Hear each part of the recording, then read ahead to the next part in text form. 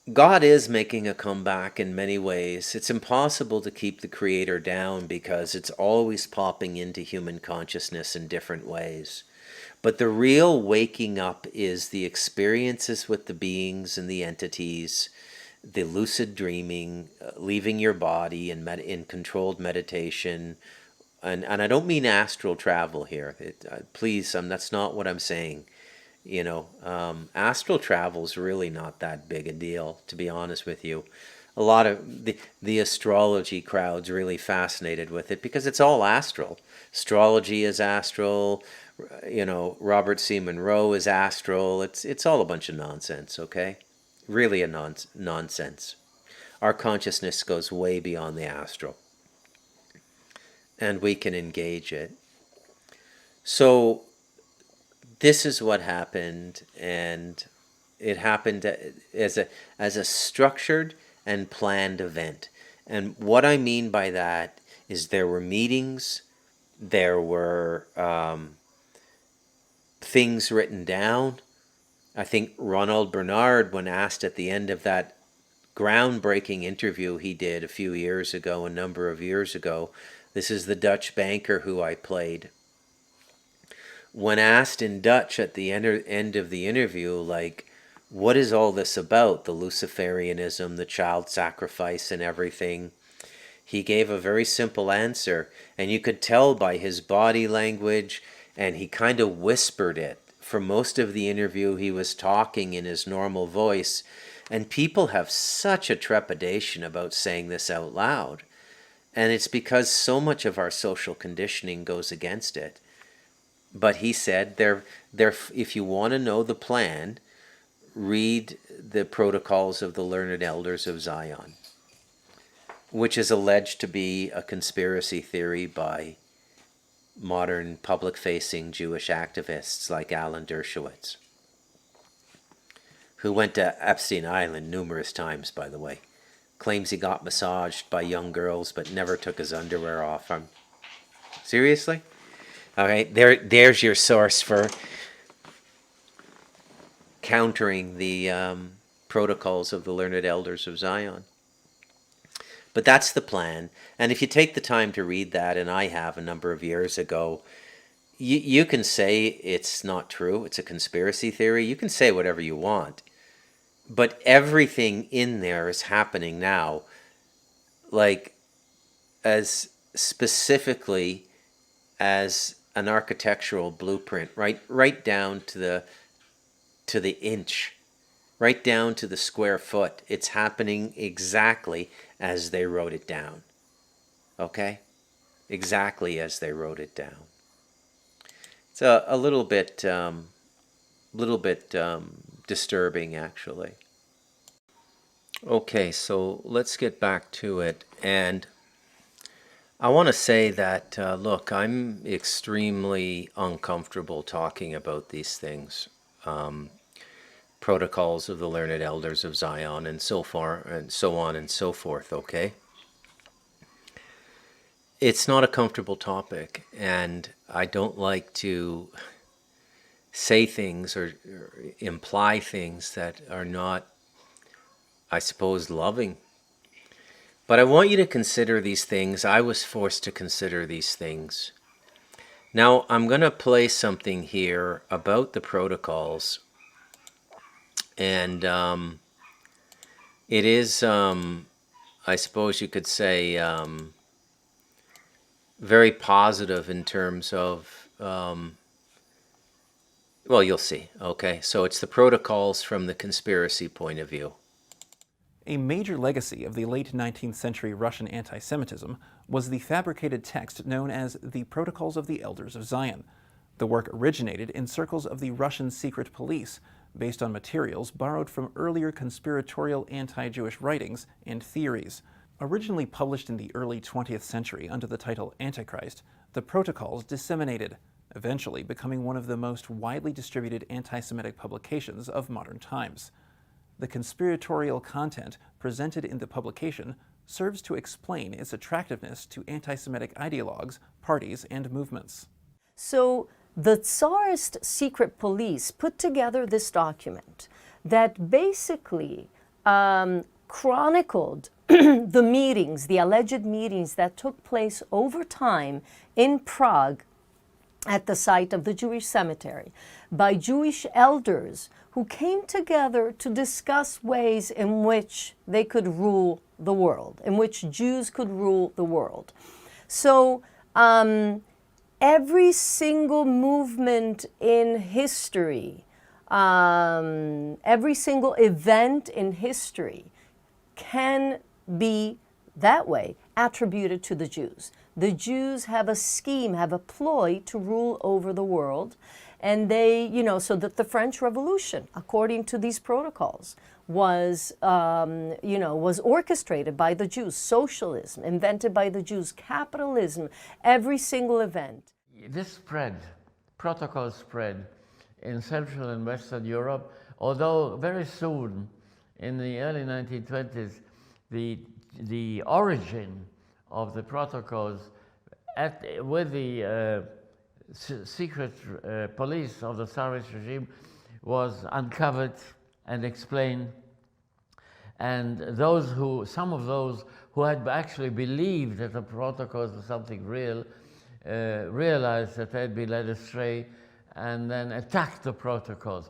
But the protocols spread because the anti-Semitic movements, first in Europe and then elsewhere, were looking for some text which they could rely on, which they could spread.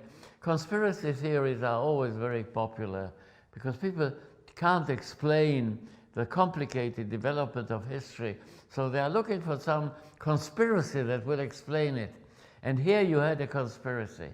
And it was the idea of the protocols was really a continuation of a very ancient Christian anti-Semitic trope. And that was that there was a Jewish conspiracy in the world to control the world, which was based on Christian anti-Semitism, which charged the Jews for not recognizing the Christian Messiah as God. And in order to defeat that God, they would coalesce in some way. Again, a complete invention, but it was something that could be used as a conspiracy theory to attack the Jews. The Protocols of the Elders of Zion spread even though they were revealed as a forgery at an early stage. The first non-Russian edition was printed in Germany in 1920, followed by further translations into other languages in Poland, France, and England. It also reached the United States during that same year, where the automaker and leading industrialist Henry Ford published an Americanized version of the text under the title The International Jew. As can be expected, the text also gained prominence among members of the Nazi Party. Leading Nazi figures incorporated it in their ideology as early as the 1920s, as can clearly be seen in Adolf Hitler's Mein Kampf. Between their rise to power in 1933 and the beginning of the Second World War, the Nazis published at least 23 editions of the protocols, which were widely distributed. So here we are once again, confronted with the Jewish question. And for those of us with loving hearts who don't want to conscript to the idea of hate, like myself, it's very difficult to embrace this idea. But it should be pointed out that in that 5-minute clip I played, I gave you the Jewish perspective on the protocols of the learned elders of Zion. To be fair, my understanding of the story is that it came out in the late 1800s, and it was a horseback courier was struck by lightning, and the manuscript was discovered in a leather satchel. Where the version we get from the World Jewish Congress now is that this was a psychological operation by the secret police of the royal family of Russia, the Tsar. And by the way, that family was brutally murdered in the Bolshevik Revolution. Okay, brutally murdered. We get Ronald Bernard talking about it. Why would he make that up? Why would he almost die, leave his body, have a nervous breakdown, because he was exposed to the evil of a child ritual sacrifice? Why would he do these interviews? Why would he give up his life as an international financier, millionaire playboy with the most beautiful women in the world to frolic with, to become a laughingstock and to become a reference point or a footnote in conspiracy theory? Ask yourself why any human being would do that. You have to be reasonable as you go through this material. Adding complexity to the situation is, it appears to me that a significant portion of the Jewish population has been deceived. When we talk or listen to the Jewish woman who's a professor of history at Queen's University or in Queens, when we listen to the elderly Jewish professor of history at an Israeli university, my reading of body language and voice tone, they're not lying. They're telling the truth, and this is what is so complicated about this topic. It's really pinning it down. So my catchphrase is, look, whatever's going on in the world, it's not the Jews, but it appears to be Jewish. So let's go back to the blood stuff. The most visible blood culture in the world is Jewish ritual sacrifice, which they want to open up again with the Third Temple of Solomon and pick up where they left off with Solomon, the son of David. As I said, and I think it's understood by everybody, like knows like. Okay? Like knows like. So, are the blood rituals going on? 100%. I mean, this requires no proof from me. You need to go look at Gabby Choong, Choong. Gabby is Gabbie. You can find her channel on YouTube, and she exclusively interviews survivors of satanic ritual abuse. Now, many of the families are Masonic, Eastern Star, which is female masonry. Some of them are Rosicrucian, and various other mystery schools or secret societies of European origin, which were transported or emigrated to the United States, Canada, Australia, and New Zealand, okay? And they exist also in the other secret societies. I've already told you in a rather passionate way about Mother Teresa, and she was the Catholic nun. I've told you that the Vatican is doing these rituals as well. So it doesn't appear to be exclusively Jewish. And yet, we have this question of the Jews as an origin of this behavior. And to be honest, this technology, because magic is a technology, ritual and formula are very similar. Sequence, proportion, timing. The same way you make a pill at a pharmaceutical company is very similar to a ritual. Okay? Look at how they build the lingas in India with the sulfur, the salt, and the various alchemical materials to consecrate the linga. Look how they do it. The protocols of the learned elders of Zion are very much a plan to take over the world. And upon first reading, and I first encountered this in the early 90s, 30 years ago, 32 years ago.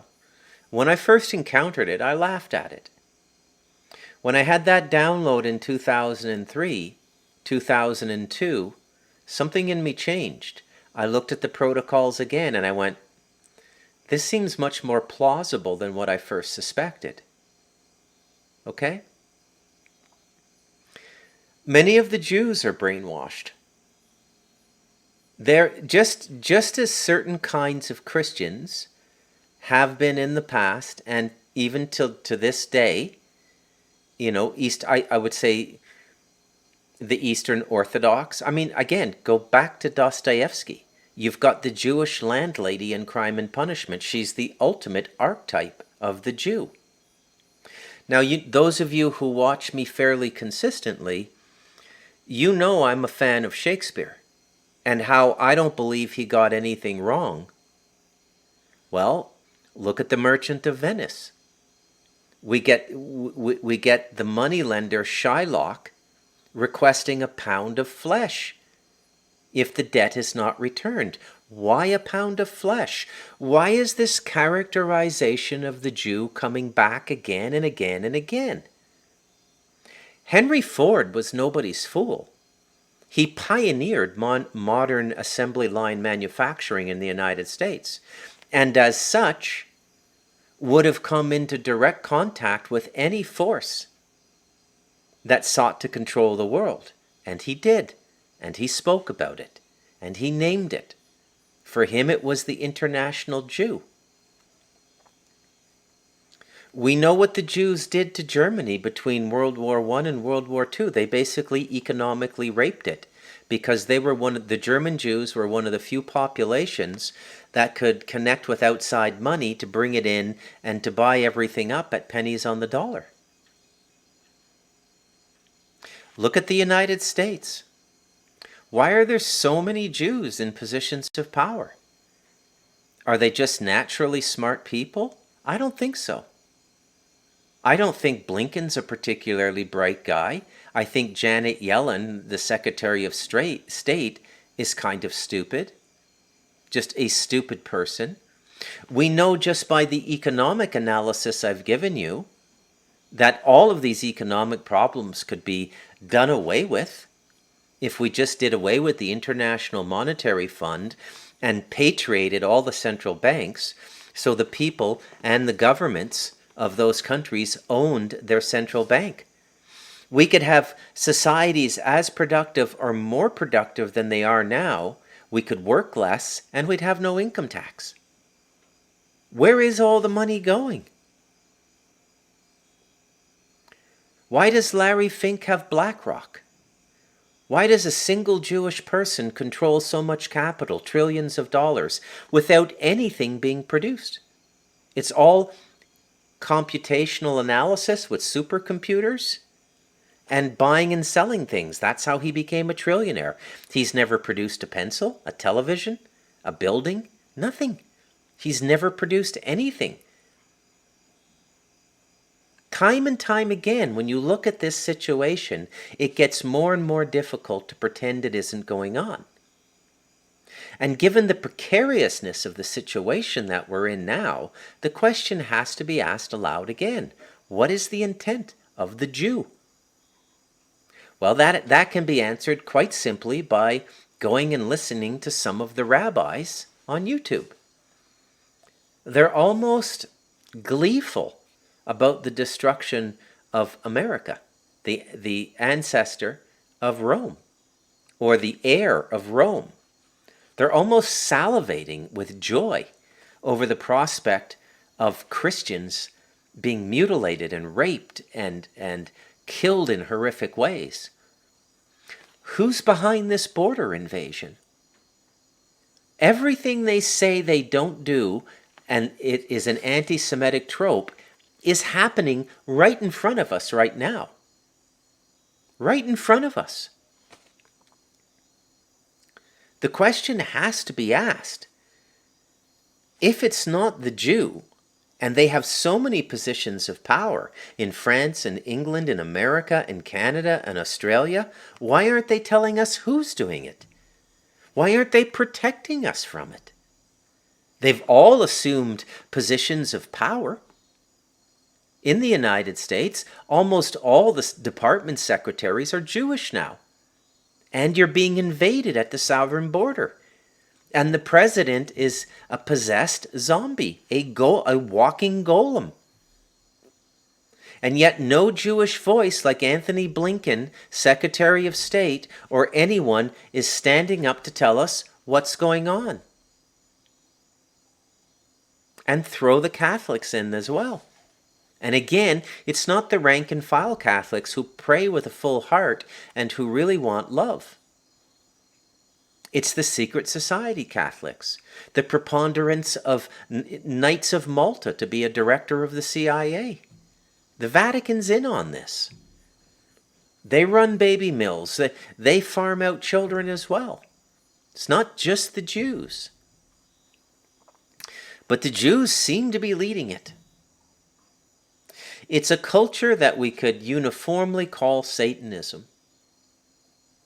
And to my belief, it seems to originate in Judaism. Recently, there has been a very brilliant job done of recasting Hitler's speeches in English with artificial intelligence, so his voice is captured and the same emotion and inflection of the speech that you would get if you were German can now be experienced in English. Let's give it a listen. Viewer discretion advised. Please be advised that this video includes translations of historical speeches or works, recreated using advanced AI tools to replicate the original voices and styles. These reproductions may contain controversial, sensitive, or outdated viewpoints and language. The content is presented in its historical context and does not reflect the views or values of this channel. Viewer discretion is advised, particularly for younger audiences. Du meine Arbeit für richtig hältst, ob du glaubst, dass ich fleißig gewesen bin. In connection with the Jewish question, I have this to say. It is a shameful spectacle to see how the whole democratic world is oozing sympathy for the poor, tormented Jewish people, but remains hard-hearted and obdurate when it comes to helping them, which is surely, in view of its attitude, an obvious duty. The arguments that are brought up as an excuse for not helping them actually speak for us Germans and Italians. For this is what they say. 1, we, that is the democracies, are not in a position to take in the Jews. Yet in these empires there are not 10 people to the square kilometer, while Germany, with her 135 inhabitants to the square kilometer, is supposed to have room for them. 2, they assure us we cannot take them unless Germany is prepared to allow them a certain amount of capital to bring with them as immigrants. For hundreds of years, Germany was good enough to receive these elements, although they possessed nothing except infectious political and physical diseases. What they possess today, they have by a very large extent gained at the cost of the less astute German nation by the most reprehensible manipulations. Today, we are merely paying this people what it deserves. When the German nation was, thanks to the inflation instigated and carried through by Jews, deprived of the entire savings which it had accumulated in years of honest work, when the rest of the world took away the German nation's foreign investments, when we were divested of the whole of our colonial possessions, these philanthropic considerations evidently carried little noticeable weight with democratic statesmen. Today I can only assure these gentlemen that thanks to the brutal education with which the democracies favored us for 15 years, we are completely hardened to all attacks of sentiment. After more than 800,000 children of the nation had died of hunger and undernourishment at the close of the war, we witnessed almost 1 million head of milking cows being driven away from us in accordance with the cruel paragraphs of a dictate which the humane democratic apostles of the world forced upon us as a peace treaty. We witnessed over 1 million German prisoners of war being retained in confinement for no reason at all for a whole year after the war was ended. We witnessed over 1.5 million Germans being torn away from all that they possessed in the territories lying on our frontiers and being whipped out with practically only what they wore on their backs. We had to endure having millions of our fellow countrymen torn from us without their consent and without their being afforded the slightest possibility of existence. I could supplement these examples with dozens of the most cruel kind. For this reason, we ask to be spared all sentimental talk The German nation does not wish its interests to be determined and controlled by any foreign nation, France to the French, England to the English, America to the Americans, and Germany to the Germans. We are resolved to prevent the settlement in our country of a strange people which was capable of snatching for itself all the leading positions in the land, and to oust it, for it is our will to educate our own nation for these leading positions. We have hundreds of thousands of very intelligent children of peasants and of the working classes. We shall have them educated. In fact, we have already begun, and we wish that one day they, and not the representatives of an alien race, may hold the leading positions in the state together with our educated classes. Above all, German culture, as its name alone shows, is German and not Jewish, and therefore its management and care will be entrusted to members of our own nation. If the rest of the world cries out with a hypocritical mien against this barbaric expulsion from Germany of such an irreplaceable and culturally eminently valuable element, we can only be astonished at the conclusions they draw from this situation. For how thankful they must be that we are releasing these precious apostles of culture and placing them at the disposal of the rest of the world. In accordance with their own declarations, they cannot find a single reason to excuse themselves for refusing to receive this most valuable race in their own countries, nor can I see a reason why the members of this race should be imposed upon the German nation, while in the States, which are so enthusiastic about these splendid people, their settlement should suddenly be refused with every imaginable excuse. I think that the sooner this problem is solved, the better, for Europe cannot settle down until the Jewish question is cleared up. It may very well be possible that sooner or later an agreement on this problem may be reached in Europe, even between those nations which otherwise do not so easily come together. The world has sufficient space for settlements, but we must once and for all get rid of the opinion that the Jewish race was only created by God for the purpose of being in a certain percentage a parasite living on the body and the productive work of other nations. The Jewish race will have to adapt itself to sound constructive activity as other nations do, or sooner or later it will succumb to a crisis of an inconceivable magnitude. One thing I should like to say on this day, which may be memorable for others as well as for us Germans, in the course of my life, I have very often been a prophet and have usually been ridiculed for it. During the time of my struggle for power, it was in the first instance the Jewish race which only received my prophecies with laughter when I said that I would one day take over the leadership of the state, and with it that of the whole nation, and that I would then, among many other things, settle the Jewish problem. Their laughter was uproarious, but I think that for some time now they have been laughing on the other side of their face. Today I will once more be a prophet. If the international Jewish financiers in and outside Europe should succeed in plunging the nations once more into a world war, then the result will not be the Bolshevization of the earth, and thus the victory of Jewry, but the annihilation of the Jewish race in Europe. The nations are no longer willing to die on the battlefield, so that this unstable international race may profiteer from a war or satisfy its Old Testament vengeance. The Jewish watchword, "Workers of the world unite," will be conquered by a higher realization, namely, workers of all classes and of all nations, recognize your common enemy. If you have... Well, there you have it, ladies and gentlemen. What to make of it? I don't know. You tell me what to make of it. There doesn't seem to be anything really off-kilter in what Hitler is saying. Why have we been told that this is the most evil man who ever lived? Why? Certainly I'm not celebrating him. Let's look at the methodology of warfare and the fascination that the Nazis developed for the occult. Where did that come from, and why? It's interesting how this occult motif comes in again.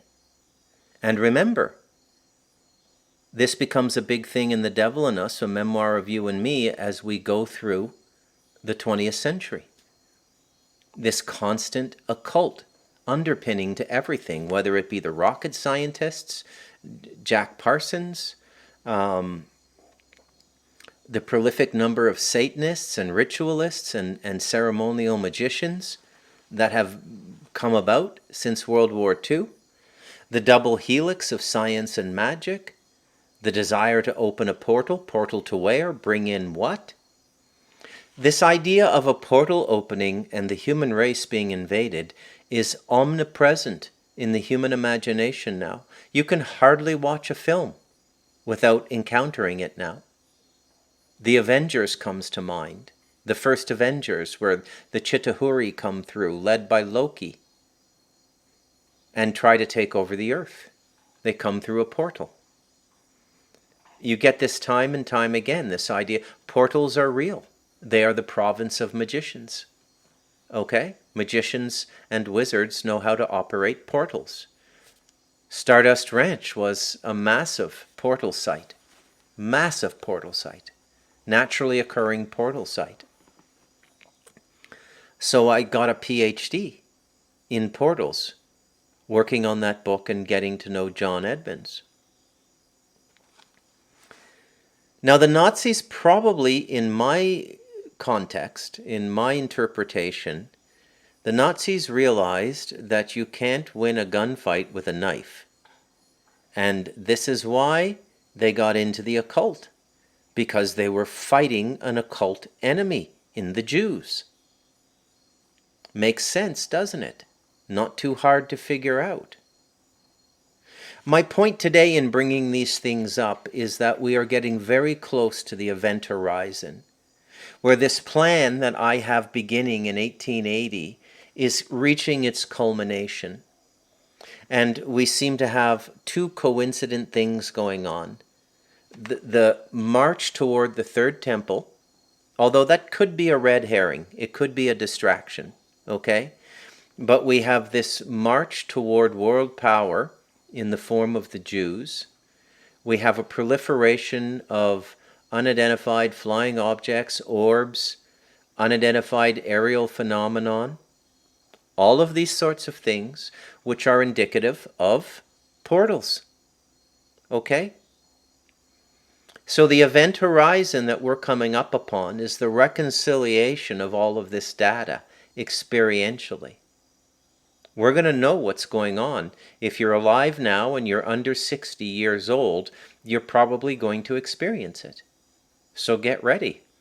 I hope my book and I hope my lectures on this YouTube channel and on audio and podcasting distribution help you migrate your way through these very, very complicated topics. This is Event Horizon Part 1. I'm Bruce McDonald, and you've been listening to the Talamanca Review.